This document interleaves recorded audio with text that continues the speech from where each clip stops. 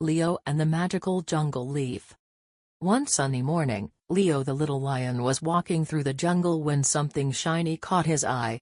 It was a glowing green leaf, twinkling under the sunlight. "Oh! What's this?" Leo whispered as he picked it up. The moment he touched it, whoosh! Leo jumped high in the air. "Wow! A magical jumping leaf," he roared with joy.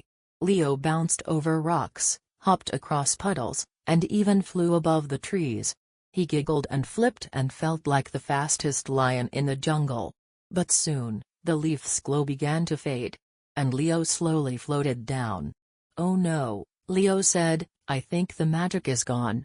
Just then, his friend Tilly the turtle waddled over and said, "You didn't need magic, Leo, you're already amazing just as you are." Leo smiled big and gave the leaf a gentle kiss. "You're right.